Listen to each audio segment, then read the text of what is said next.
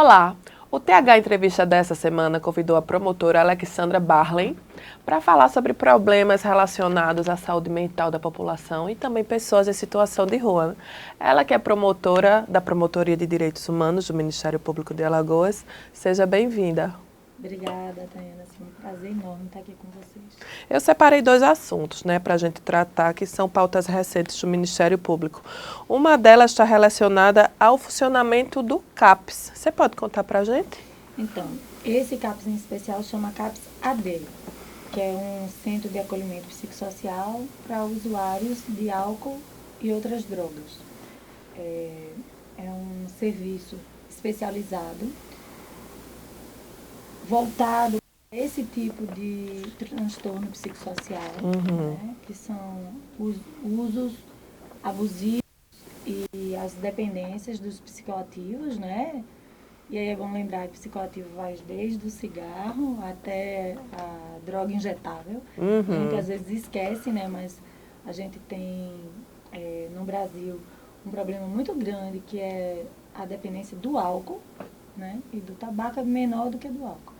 Porque o álcool é mais aceito socialmente. É aceito, mas às vezes muitos acidentes com morte são causados por bebida alcoólica, destruição de famílias. A gente brinca, assim, toda vez que a gente sabe que vai ter. O plantão criminal da gente é sempre isso. É violência doméstica decorrente do marido que saiu para beber, voltou, bateu na mulher. O bafômetro, as pessoas que beberam e saíram para dirigir. E a tolerância, né, que diminui. Então, as brigas aumentam, a violência aumenta. Então, o álcool, assim, é um problema social muito grave. E esse serviço é um serviço que tem psicólogos, assistentes sociais, psiquiatras, enfermeiros, que vão ajudar as pessoas nos diversos níveis de uso, né, desde o uso que a gente chama social até o abusivo, desde que a pessoa queira parar, ajudar a pessoa parar ou diminuir, né? Eles têm um tratamento que chama redução de danos. Então, assim, é um serviço essencial. Principalmente numa sociedade como a de Maceió, que vem reclamando muito, por exemplo, de pessoas em situação de rua. Quando a gente sabe que para a pessoa aguentar morar na rua, não dá para aguentar morar na rua de cara lisa, né? A pessoa tem que estar com algum entorpecente para amortecer a violência da rua. É que a gente observa que existe um certo incômodo da sociedade com essas pessoas e falta empatia para a gente entender o que é que levou, né, essa pessoa a estar nessa situação. Não é porque ela quer, com certeza. Não, se você pensar que tem crianças, né, que passam a morar na rua com 6 anos de idade, aí você pensa assim, as crianças que estão ao seu redor, que você conhece, que têm 6 anos de idade, o que levaria essas crianças a decidir morar na rua? A optar ficar na rua. Certamente é uma violência, né? Um adolescente a optar morar na rua, né? A gente tem, assim, problemas familiares seríssimos que a sociedade, de alguma forma, deixa passar, né? A nossa sociedade é muito adoecida. Então, a gente tem as violências intrafamiliares que são gravíssimas e expulsam nossas crianças e adolescentes de casa. A gente tem déficit de vaga nas escolas, então as crianças às vezes não só ficam em casa com familiares abusivos, mas ficam também nas mãos dos vizinhos e de conhecidos, enquanto os pais têm que trabalhar, na maior parte das vezes as mães, né, que são mães solos. As famílias brasileiras são, em maioria, geridas por mães solo, né, e que precisam sair para trabalhar para dar de comer, para ter comida em casa, né? E essas pessoas vão para a rua. E aguentar a rua de cara lisa, ninguém aguenta. A gente, no dia a dia, né, a gente se volta a um álcool, a gente se volta ao Rivotril, a gente se volta a vários psicotrópicos para a gente aguentar o nosso dia a dia dito normal, de trabalho dito normal, tradicional, essas nossas profissões tradicionais, promotor de justiça, jornalista. Isso. Né? Imagine. Então, assim, imagine quem precisa aguentar a rua. Então, essa recomendação, né, do Ministério Público junto com a Defensoria para a Prefeitura também insere o público infanto-juvenil, né? Então, esse serviço especializado para álcool e outras drogas, em que pese seja um serviço para qualquer faixa etária, a gente recomenda que ele seja mantido exclusivamente para o adulto. Por quê? Porque o Estatuto da Criança e Adolescente, ele pede um atendimento especializado para o público infanto juvenil.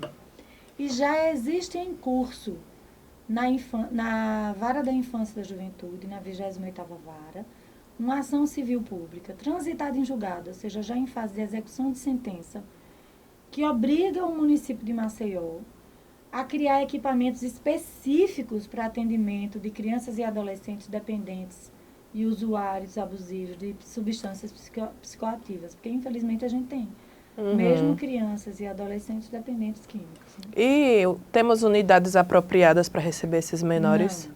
A gente tem uma unidade de acolhimento que se chama UAI, que faria às vezes de o que a população chama, né, de internamento, né, que é um acolhimento dessas crianças e adolescentes voluntariamente.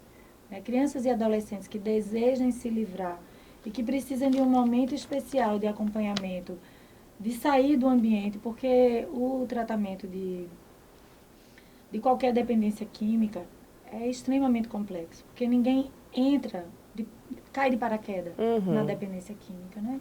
Você tem uma série de fatores familiares, ambientais e ambientais culturais que trazem essa pessoa para o psicoativo.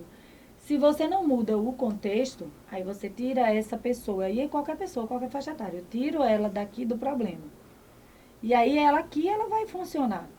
Quando ela volta para cá, ela volta para o problema. Continua a mesma então, realidade. Eu não consigo. Aí por isso que a gente diz, mas a pessoa se internou várias vezes, fez vários tratamentos e não resolveu. Essa pessoa, né, a gente diz, isso é safadeza. Isso é... Não é.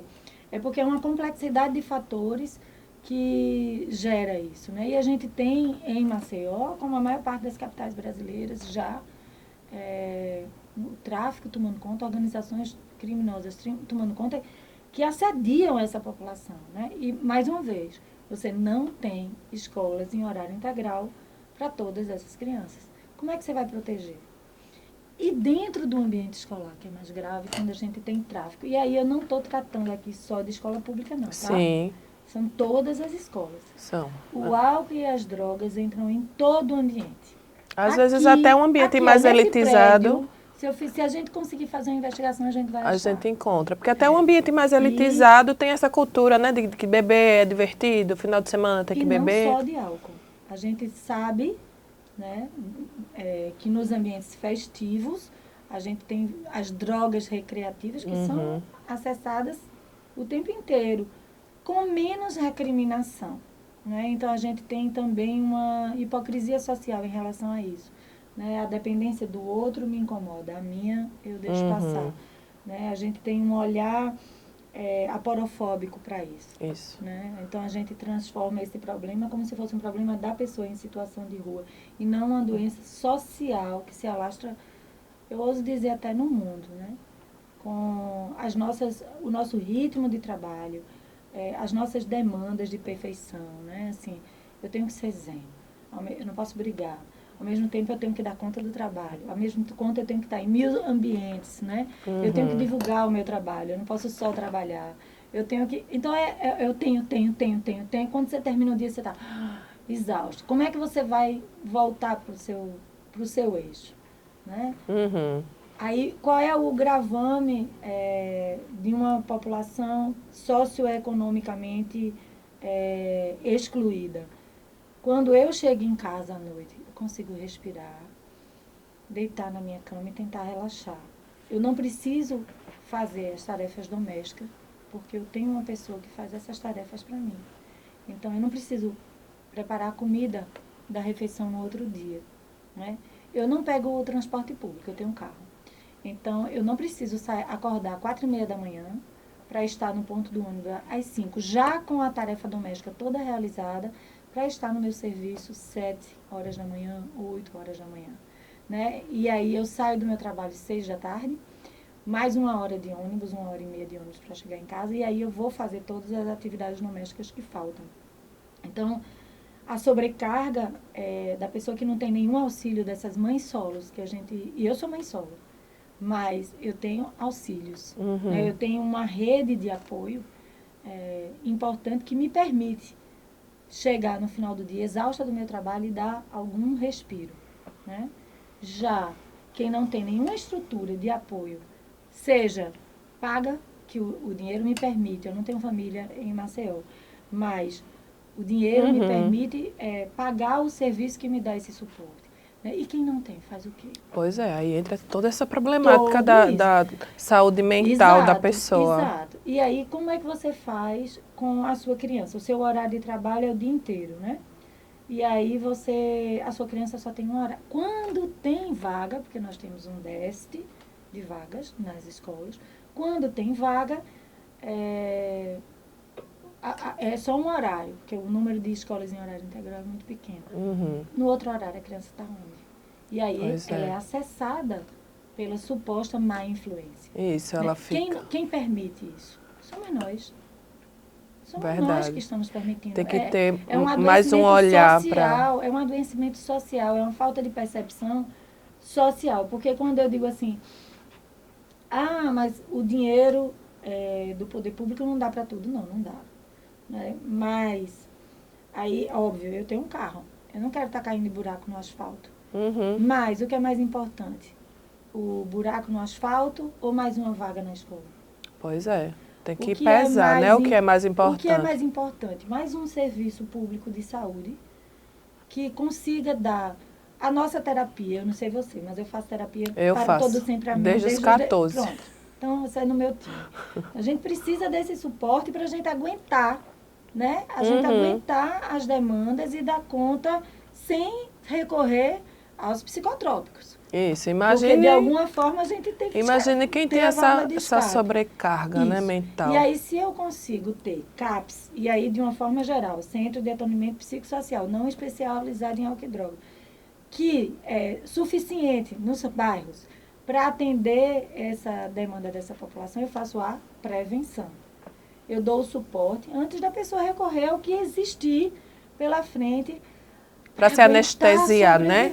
Para aguentar sobreviver. Então, né? Essa é a recomendação do Ministério Público. Então, a nossa recomendação é, o CAPS-AD precisa estar funcionando 24 horas. As pessoas que querem sair da droga precisam ter esse recurso, não está. Só está funcionando um horário. Ele precisa funcionar 24 horas. Ele precisa receber as pessoas 24 horas. E a gente precisa ampliar esse atendimento. A nossa recomendação ainda é micro, diante do problema. Tanto que precisa ser feito. O promotor, e teve outra pauta aqui para a gente comentar também. A gente falou no começo da questão das pessoas em situação de rua e o Ministério Público, né, conheceu pelo menos 10 famílias que têm 3 gerações morando na rua. Né? A gente vê que existem programas sociais como Bolsa Família, né, que para tentar mudar essa realidade, essa extrema pobreza, mas vê que 3 gerações estão nessa situação. Então, se a gente está falando, né, do álcool e droga como um problema complexo, as pessoas em situação de rua é ainda um problema mais complexo. A gente tem uma história de exclusão social, né, uma história de exclusão racial e que a gente precisa tomar uma série de medidas a gente chama compensatórias, mas não é, né? É impossível compensar, né? Mas de inclusão dessas pessoas para que esse cenário mude a médio prazo. Porque a curto prazo não existe nenhuma chance, né? Então, médio e longo prazo. Essas 10 famílias foram identificadas pelo Consultório na Rua, que é um serviço maravilhoso da saúde. Em Maceió nós temos um dos mais antigos e um serviço que funciona de forma muito legal. Tem uns ajustes que precisam ser feitos, mas assim, precisa ter muita vocação para esse serviço e é muito lindo. Eu até vou sugerir para a pauta de vocês, assim, acompanhar o trabalho do Consultório na Rua. É um serviço que encanta e você cria esperança na humanidade. Eu falei da nossa sociedade adoecida, mas assim, a gente tem esses pingos de esperança que salvam a gente, né? E aí o Consultório na Rua, A gente fez o acompanhamento de 2 equipes, ainda falta fazer de outras. E o consultório na rua apontou em algumas dessas situações, famílias, fulano, não sei o quê. Aí, olha, família, fulano já é bisavô e está na rua desde criança, né? Eita. Então, assim, nós temos uma família identificada em 4 gerações na rua. Temos 9 que estão há 3 gerações na rua, ou seja, a avó, o filho e o neto, né? Algumas a gente tem uma situação, aí diz assim, o que é na rua, né? Precisa estar na praça, precisa estar na praia para ser na rua? Não. As casas de lona são rua, né? Claro. Então, aquela pessoa, não sei se vocês já viram, assim, no fundo do palácio tem uma calçada que uma família fez uma casa, é uma senhora, idosa, eu acho. Tá ali, né? Então, assim, essas pessoas, elas não estão na calçada sem um barraco, mas elas fazem lá. Mas não tem o mínimo de infraestrutura, Não, banheiro, nenhuma, claro, nenhuma. continua sendo situação de E o rua. conceito da política nacional é essa, né? A situação de rua é a pessoa que mora nesse lar improvisado. É a gente pegar, não ter um teto, né? Não tem um teto, não tem nada, não tem nenhuma estrutura. E é engraçado, assim, porque a gente ouviu essas famílias e foi muito interessante as demandas. É muito cruel a gente receber, enquanto sociedade, esses tapas, né? Mas são tapas necessários para que a gente acorde e veja, assim, dentro de cada um, da sua realidade, o que é que você pode fazer, que cobrança você pode fazer aos políticos, né? Que são as pessoas responsáveis pela elaboração e implementação das políticas públicas, pelas destinações do orçamento, né? É muito interessante. A gente precisa levar esses socos no estômago. E as famílias, assim, pessoas com 4, 5 filhos com dificuldade de agendar laqueadura. Por quê? Né? Então, assim, eu quero fazer laqueadura, eu não tenho condição de criar meu filho, eu já dei para adoção, que é um direito da mulher. Sim. 3, 4 filhos. Já estou na 5ª, 6ª gravidez e eu não consigo. Tem 3 gravidezes que eu consigo fazer. Mas por que não usa isso? Por que não faz isso? Por que não faz isso? Bom, cada um tem a sua história e seus complicadores. E tem o direito à laqueadura, né? Eu tenho direito à laqueadura e eu tenho dificuldade de acesso à laqueadura. Eu tenho dificuldade de acesso ao DIU. Né? Um equipamento que existe disponível no Ministério da Saúde para a quantidade que cada município quiser.